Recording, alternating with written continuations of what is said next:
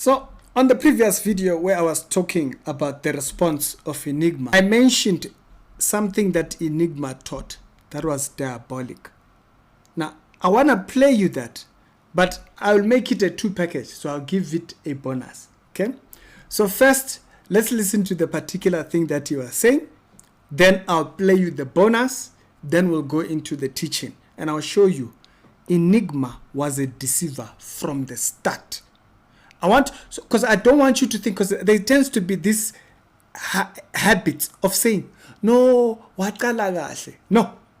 I want to show you Enigma never started well. Enigma never meant well. Enigma started on devil time. One of the first teachings, Enigma, if Enigma thinks we will leave him, no. You see, when God exposes you, we get behind it. You see this file? You see this file here? Yeah, it's the things you said before. I can go back to. Yeah, it's saved. It has your links there and everything, just in case he thinks I'm kidding. You see these are your thumbnails there. So I can simply go back and retract and say, oh yeah, by the way, he once said.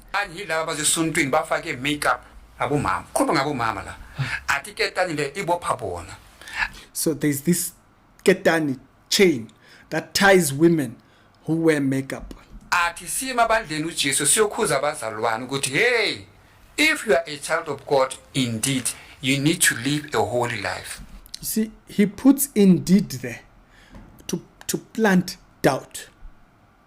Yeah, it's the attempt is to plant doubt. You might say you are a Christian, but are you a Christian indeed? What nonsense is that? That's devil time. Yeah, he's on demon time. And the holy life, it is written in the book of the Lord. How a Christian must be. It is written in the book of Isaiah chapter 3.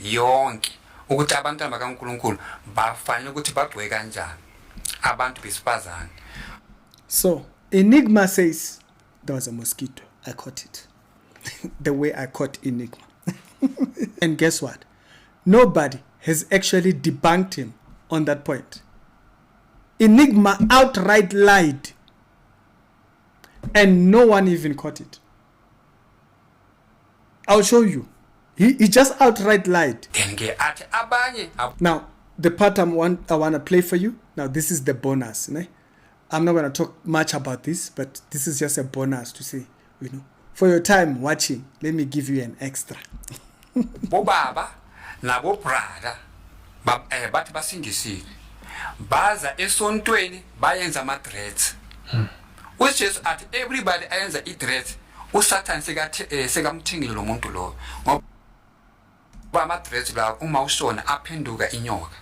Kuzoba inyoka eziningi. Uma ushiswa umlilo ngasezihogweni, inyoka le ama-dreads azophenduka inyoka sizokuluma zidle ubuso bakho bonke. Now, I don't know if you spotted it. Which is at everybody ayenza i-dreads, uSatan sekamthingile lo muntu lo. Ngoba that's it there. Don't go too far. Enigma claims that the devil has bought people. And he said Jesus told him, people in church are bought. There are people who the devil has bought. How? So the devil can claim them, or he has bought them. Bazalwane, that tells you Enigma was not hearing from God from the beginning. Enigma can maybe tell us when was the purchase made, because Jesus, we know when the purchase was made. So Enigma would have to tell us, when was this purchase that the devil made transacted? Bazalwane, you just can't come and say things like that and think somehow it becomes true, because Enigma is saying things to authenticate amanga. He's saying things to imply he has right. Satan. So Enigma is giving right to Satan. I'm telling you will answer for the things you have taught. You will answer for this rubbish you were teaching. We told you he's teaching rubbish. The point that he made earlier on when he said, and the holy life, it is written in the book of the Lord. How a Christian must be. It is written in the book of Isaiah chapter 3. Okay, so now that we have established that he said Isaiah chapter number 3, I want to show you that Enigma just outright lied. If you open the chapter and you read, in reading there is what we know as hermeneutics. And a lot of these people who claim revelations, they don't know what hermeneutics is. It's a discipline. Hermeneutics is a discipline of approach when you are reading the Bible. How you form conclusions. It will guide you so you don't overstate. Isaiah chapter number 3, as he said, it opens by saying, "See now, the Lord Almighty is about to take from Jerusalem and Judah."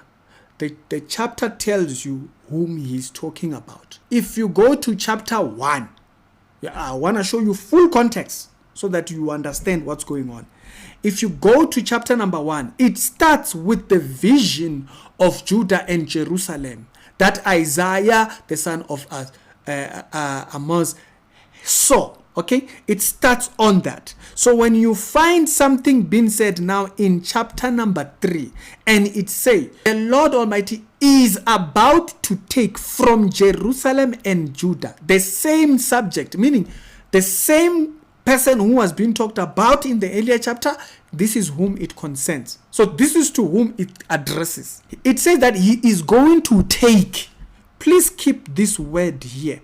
He says he is going to take, okay, from Judah, the supply and support, all supplies of food and all supplies of water. This is a form of a judgment that was coming upon them because they were disobedient. In chapter number 4, when Jerusalem is in upright position, okay, in chapter number 4, and he says, "In the days of the branch of the Lord will be beautiful and glorious, and the fruit of the land from which they are taken from will be the pride and glory of those who left Zion, who remain in Jerusalem will be holy." He speaks about a period when they were impure. And he speaks about a judgment that was going to come on them because of these impurities. And he tells them what he was going to take away because of these impurities. You in chapter 5. It means from chapter 1 all the way till chapter number 5, we've been talking about the same subject. He hasn't changed subjects. This chapter was never talking about you. This chapter was never talking about Christians. It was talking about Israel at a state of impurity and a state of purity. Now, no problem. Someone will say, "Ricky, but we can learn something from Israel." No problem. Now, I want you to listen to the subject matters that he raises inside there, right? Listen to what he says, how he opened that chapter 3, that Enigma wants to use to say this is holy life. Okay? How does he start it? He says, "The Lord is about to take from Jerusalem and Judah the supplies of the food, the water." He's saying the things that they have, when he planted them and placed them at a good place, he's about to remove. So chapter 5, if you had read chapter 5, you would have heard of the good that God had placed them at. So he is now taking that away. Now, why is that opening important? I'm telling you, it's only a deception that will make people like Enigma teach what they teach. Let me show you. He is about to take the water, the food, anything, you name it. And then he says the heroes and the warriors, even the judges and the prophet. The judge and the prophet. No one was spared. Notice this part. Notice this part. They were defiling his glorious place. Wrong. Is it chapter number 2? Yeah. When you go to chapter number 2 there, okay? So I'm showing you the full context here. In chapter number 2, when he starts it off, you scroll down, he brings up this subject matter. He says, "Their eyes of arrogance will be humbled." Okay? He says, "The Lord alone will be exalted." Because now why? They had now come to a place of pride because of these things. And then he says, "The Lord has a day in store for all the pride and the lofty." So basically, these people had lifted themselves up so much in pride. He says, go back into that 3 that Enigma was claiming. He says, "Tell the righteous, it shall be well. So even in their struggles that they might suffer, for they will enjoy the fruits of their deeds. Now, he is affirming for those that are upright, living within thingy, you will find your right. You take it down, okay? This is the part that people like Enigma look for. Verse number 16. He says, the women of Zion are haughty. Now, let's be very clear. What is haughty? Okay, they are arrogant. Do you see it? Do you see the continuity between one, where he was not talking about the women, he was talking about the nation's pride and arrogance. He spent the entire chapter. He highlighted this particular subject matter. So when he brings up this subject matter of the women being arrogant, he says they walk amongst the... Are you telling me that a person who wears makeup is just arrogant because they're wearing makeup? That's not what he's implying. But that's what they make it sound like. With their outstretched necks, okay? Pride. Flirting with their eyes. So basically they will say, you see, they put eyelashes. They put eyelashes. There's nothing. Okay, I'll show you. I'll show you. Along the swaying hips, so meaning catwalk. And by the way, the funny thing is, a woman naturally has a catwalk thing. Others, of course, they highlight it more. But a woman has a catwalk movement, not because she's over exaggerating it. It's because of the structure of her bones. Over judgment is absolutely. A woman's movement is influence. The influence of the hips movement is because of the structure. You will see women who are voluptuous or women who are skinny have the same movement. It's because of the structure of their skeletal in their hips. Yeah, he's not highlighting that this is the sin. He's talking about them in the posture of their beauty, right? And the Lord will make their scrubs bold. So notice something here. God is announcing a judgment. This is how you apply context, okay? Let me show you this. This is how you apply context. So the question is God saying that he wants people with bold heads? Is he saying he wants people? Because notice there is no other instruction. Nowhere does he say women should not wear eyelashes. Nowhere. Then he announces all these things like their necklaces, their earrings, their bracelets, and their headrest, their ankles, and their sachets, and their perfume bottles and charms. And then he speaks about the ring and the ring nose. Yeah, nose rings were not invented yesterday. There are nose rings and the fine robes, okay? Purses. I know people in the holiness movement who hold purses. So when did Enigma skip that part? He didn't see it. Melon Patama school bag, because a purse is mentioned in there. And then mirrors. Since when was a mirror evil? If he is taking away, let's go down. Context is everything. You see, context will ruin you, my guy. Note that when he says that he will take away their bracelets, their earrings, their charms, and their what, and their robes, he also mentions cloaks, a purse. I've seen people in holiness who hold purses. So is a purse evil now? Because purses were also taken. Okay, are we not clear, or do we not think that? Because I think most of these people have never even read the verse.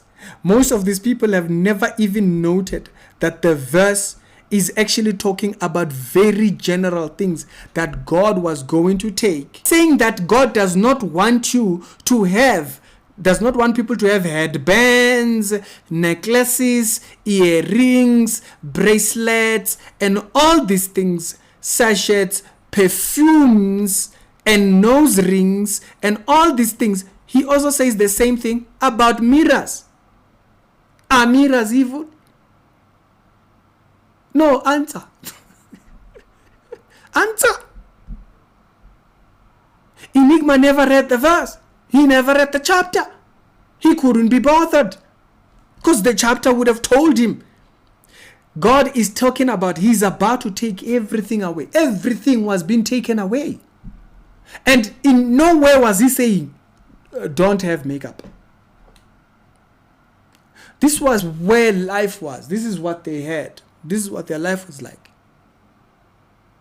Nowhere in the verse is he saying, oh yeah, by the way, don't have thing. And then he says, instead, the fragrance there will be stench. So he's highlighting something that was beautiful. See, so you have smelled. I don't use perfume, just so that we are clear. He said, the fragrance will turn into stench. You have the pleasant turn into unpleasant.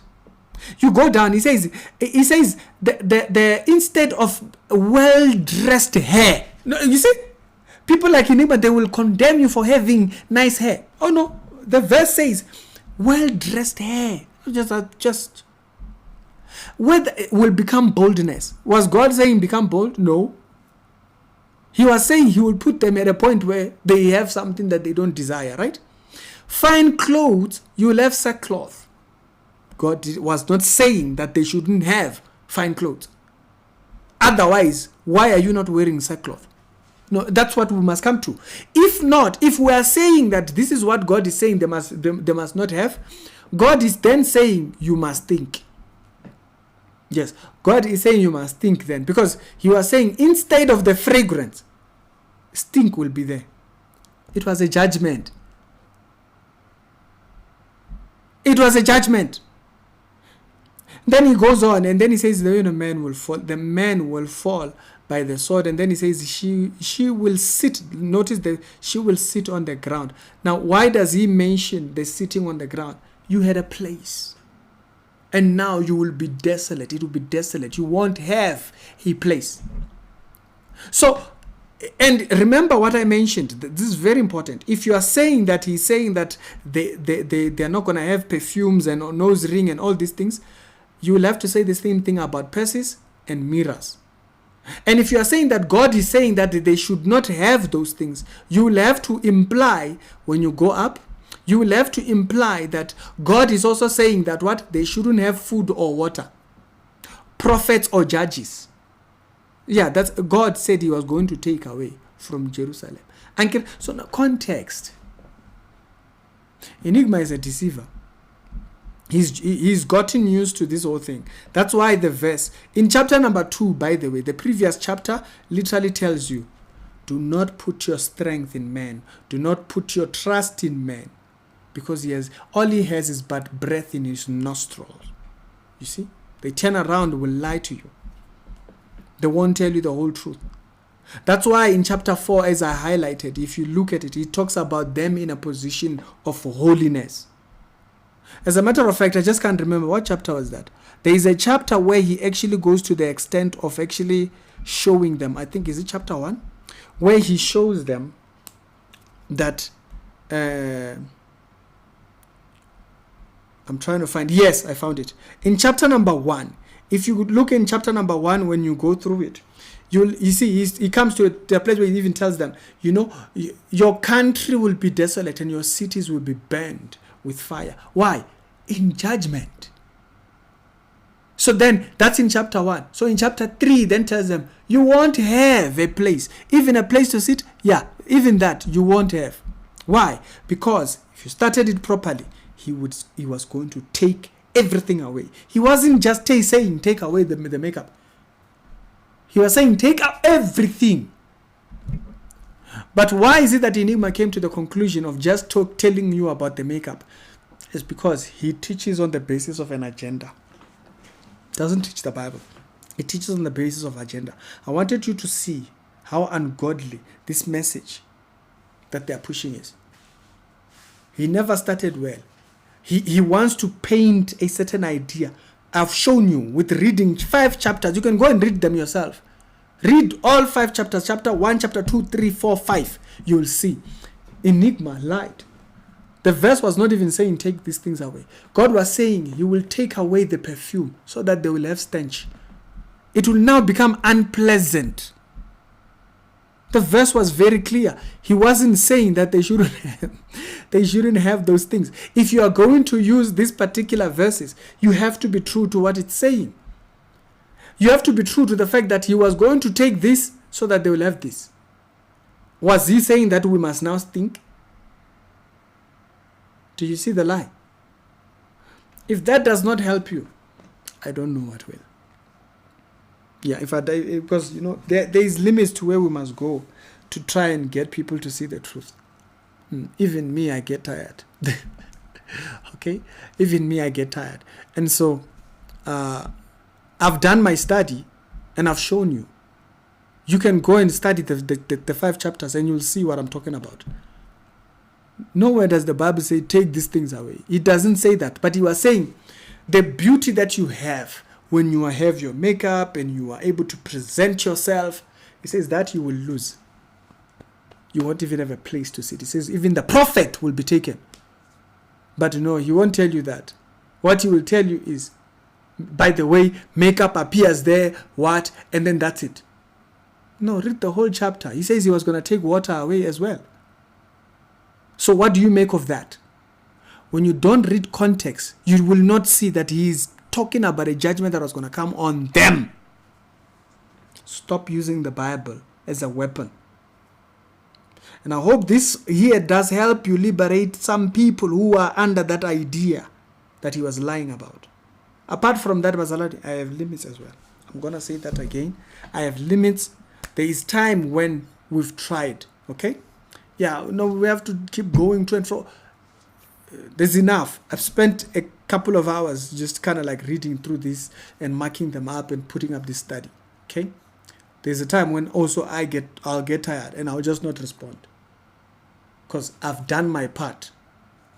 The rest, I'm dealing with stubbornness and I have no business with that. If a person doesn't want to believe, they don't want to believe. The verse says nothing about hell. The verse says nothing about Christians living like this. This was a judgment.